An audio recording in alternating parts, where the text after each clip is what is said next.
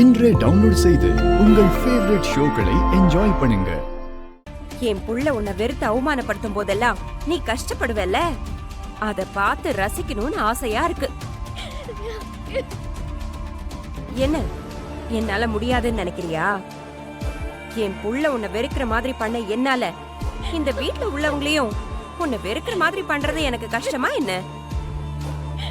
என்னால முடியும்டி, அதையும் சீக்கிரமே பண்றேன் பாரு. அதுக்கப்புறம் உன் அப்பா அந்த மீசக்காரரு என் புள்ள முன்னாடியே உன் கழுத்துல இருக்கிற தாலியை அறுத்து எரிஞ்சு உன்னை அடிச்சு இந்த வீட்டை விட்டு கூட்டிட்டு போகணும். அப்பதான் நீ என்ன அடிச்ச அந்த வலி என்னை விட்டு போகும். எல்லாமே நடக்கும். உன் கண்ணு முன்னாடியே எல்லாத்தையும் நடத்தி காட்டுறேன்.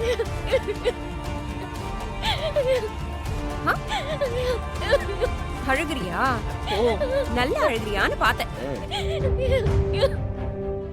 சார் சொல்லுங்க சார். ஏன் சார் நேத்து நீங்க போனே எடுக்கல? நான் உங்களுக்கு எத்தனை தடவை போன் பண்ண தெரியுமா? சாரிமா, நேத்து ஒரு முக்கியமான மீட்டிங், அதனால போனை சைலண்ட்ல போட்டிருந்தேன். ஏமா, ஏதாவது பிரச்சனையா? அருள் எனக்கு கால் பண்ணா. அவனுக்கு வேலை போன விஷயம் தெரியுமா தெரியாதாங்கிற குழப்பத்துல நான் போன் எடுக்கல. அப்புறம் 2-3 வாட்டி நான் பண்ணேன், அவன் போன் எடுக்க மாட்டேங்கிறான். நீங்க ஏதோ அழிக்கணும்னு சொன்னீங்கல்ல? ஆமா. ஆனா அதுக்கு முன்னாடியே அருள் மாமாக்கு அவருக்கு வேலை இல்லைன்ற விஷயம் தெரிஞ்சு போச்சு சார். ஐயோ, அவரு அமெரிக்காவுக்கு திரும்ப போகவே முடியாதா? முடியாதுன்னா இல்லம்மா, முடியும். அருள் சொன்ன மாதிரி ஏஐ வச்சு விவசாயம் பண்ணா அது மனுஷங்க பண்ற அளவுக்கு விளைச்சலை கொடுக்காதுன்னு நிரூபிக்கணும். அத அவன் நிரூபிச்சா அவன் என் கம்பெனிக்கு வர இருந்த 100 கோடி ரூபாய் லாஸ தடுத்த மாதிரி. 100 கோடி லாஸ தடுத்தவன எந்த கம்பெனி எப்படி வேணாம்னு சொல்லுவாங்க? அதுக்கப்புறம் எங்க கம்பெனி மட்டும் இல்ல, அமெரிக்கால இருக்க எல்லா பெரிய கம்பெனியும் அருளுக்கு வேலை கொடுக்க தயாரா இருப்பாங்க. அவனுக்கு எங்க கம்பெனியை விட பெரிய கம்பெனில ரொம்ப பெரிய வேலையே கிடைக்குமா? அவன் ஈஸியா அமெரிக்காக்கு வரலாம், ஆனா அது அவன் செய்யற மனநிலையில இருக்கானா? நம்மளையே நம்பாதவன் நாம சொல்றது எப்படி நம்புவான்? நான் மாமாவை பண்ண வைக்கிறேன் சார். என் மாமா அவர் ஆசைப்பட்டபடி அமெரிக்காவுக்கு போகணும், அவருக்கு பிடிச்ச மாதிரி அவரோட வாழ்க்கையை வாழணும். அதுக்காக நான் எதையும் செய்வேன். சரிம்மா, நான் வச்சிடுறேன். நான் சொல்ற மாதிரி நீங்க செஞ்சா, நீங்க ஆசைப்படுற மாதிரியே நான் உங்களை விட்டு பிரிஞ்சு என் வீட்டுக்கே போயிடுறேன். அதுக்கப்புறம் நான் உங்க வாழ்க்கையிலேயே வரமாட்டேன். நீ சொல்றது எதுவும் நம்ப முடியலையே. திடீர்னு ஏன் இந்த முடிவு? அதுவும் நான் அவ்வளவு சொல்லியும் போகாம இப்ப நீயா வந்து போறேன்னு சொல்ற? இதுக்கு பின்னாடி ஏதாவது பிளான் வச்சிருக்கியா? அப்படி எல்லாம் சத்தியமா எதுவும் இல்ல மாமா. அப்ப இந்த முடிவு எடுத்ததுக்கு என்ன காரணம்? அத முதல்ல சொல்லு. ஏதோ ஒரு காரணம், அது தெரிஞ்சு உங்களுக்கு ஒண்ணு ஆக போறதில்ல மாமா. நான் உங்களை விட்டு போகணும் தானே நீங்க நினைக்கிறீங்க, அதுக்கு நான் தயாரா இருக்கேன். என்ன காரணம்னு சொல்ல மாட்டேங்கிற, அப்புறம் எப்படி உன்னை நம்ப சொல்ற? காரணத்தை கேட்காதீங்க மாமா. உங்களுக்கு நம்பிக்கை வரணும்னா வேற என்ன செய்யணும்னு சொல்லுங்க, நான் செய்யறேன். ஏன் மேல சத்தியம் பண்ணணுமா? சொல்லுங்க, நான் பண்றேன். இல்ல எங்க அம்மா மேல சத்தியம் பண்ணணுமா? சொல்லுங்க, நான் பண்றேன். இல்ல கோவில்ல வச்சு சாமி மேல சத்தியம் பண்ணணுமா? நான் செய்யறேன் மாமா. நீ யார் மேல சத்தியம் பண்ணாலும் நான் நம்ப மாட்டேன். அப்ப நான் வேற என்ன செஞ்சா நீங்க நம்புவீங்க மாமா? என் மேல சத்தியம் பண்ணு.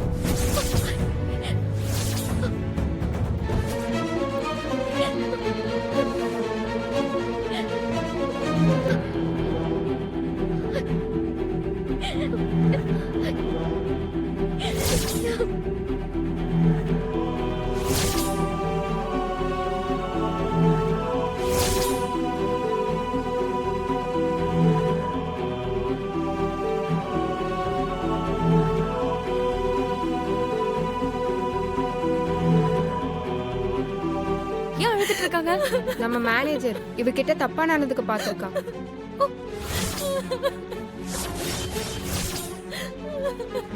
வேணுனே இவ தோளை தொட்டு தொட்டு பேசியிருக்கா அந்த மேனேஜர். சரி அழுகாத விட்ரி. மேனேஜர் அவ்வளவு தப்பான ஆளா? அழாதடி. பார்த்தா அப்படி தெரியலையே. ரொம்ப ரொம்ப தப்பானவன். டீசெண்டா நடந்துக்கிற மாதிரி காட்டிப்பான். ஆனா சரியான பொம்பளை பொறுக்கியா இருக்கான். கல்லுக்கு சேலை கட்டினா கூட விட மாட்டான் அவன். இங்க ஒர்க் பண்ற நிறைய பொண்ணுங்க கிட்ட தப்பா நடந்துக்க பாத்திருக்கான். எல்லா பொண்ணுங்க கிட்டயும் நான் தான் இந்த ஆபீஸ்ல எல்லாம், நான் நினைச்சா எதுவும் செய்ய முடியுங்கிற மாதிரி பேசி அவங்க மேல கைய வைப்பான். அவன் மேல கோவப்பட்டா வேலை போயிருமேன்னு பயந்து எல்லா பொண்ணுங்களும் கண்டும் காணாம போயிடுவாங்க. சரி விடு விடு. சேத்துல விழுந்த எருமை ஒண்ணு உன்னை உரசிட்டு போனதா நினைச்சுக்கோ. வருத்தப்படாத, அழாத விட்ரி. கடவுள் பார்த்துட்டு தான் இருக்கான். எல்லாம் நல்லதாவே நடக்கும்டி. அப்ப கரிகாலன் சொன்னது எல்லாம் உண்மைதானா? அவன் சொன்னதை புரிஞ்சுக்காம நான் தான் அவனை தேவையில்லாம திட்டிருக்கேனா? இங்க பாரு நந்தினி, உனக்கு ஏதாவது ப்ராப்ளம்னா வந்து என்கிட்ட சொல்லு. I can easily solve it. Okay okay sir. Nandini, already உங்ககிட்ட சொல்லியிருக்கேன், உனக்கு ஞாபகம் இருக்குன்னு நினைக்கிறேன். இந்த ஆஃபீஸ் பொறுத்த வரைக்கும் எல்லாமே நான் தான். அண்ட் யூ நோ, இந்த ஆஃபீஸில் யூ ஆர் எ ட்ரெயினி. உன்னோட பெர்ஃபார்மன்ஸை பேஸ் பண்ணி தான் நீ பெர்மனண்ட் ஆக போறியா இல்லையான்றது முடிவாகும். உன்னோட பெர்ஃபார்மன்ஸை ரிப்போர்ட் பண்ணி அதை எக்ஸ்பிளைன் பண்ண வேண்டியது நான் தான். ஸோ இந்த ஆஃபீஸில் நீ பெர்மனண்ட் ஆக போகிறது இல்லை ஆகாமல் போகிறது என் கையில் தான் இருக்கு. இப்பதாண்டா நீ இத்தனை நாளா பேசினதுக்கான அர்த்தம்லாம் எனக்கு புரியுது.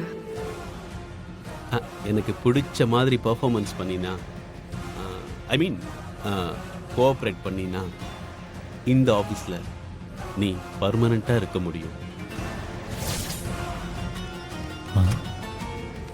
நந்தினி எங்கே போனா? ஆளையை காணுமே. சரி, அவங்ககிட்ட கேட்டு பார்க்கலாம். ஏங்க, நந்தினி எங்க? மேனேஜர் ரூமுக்கு போனானே. ஐயோ, மேனேஜர் ரூம்குள்ளியா? நந்தினி தனியாக அவன் கூட இருந்தா தப்பாக நடந்துக்க ட்ரை பண்ணுவானே. எதுக்கு மேனேஜர் ரூம்குள்ளே போனா? தெரியலண்ணே, மேனேஜர் கூப்பிட்டாருன்னு போயிருக்கா. சரிங்க.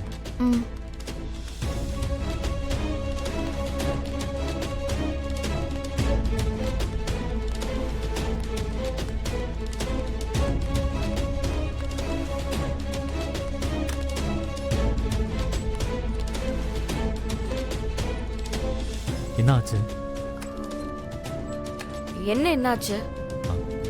இல்லை, மேனேஜர் எதுக்கு ஒன்று கூப்பிட்டாரா?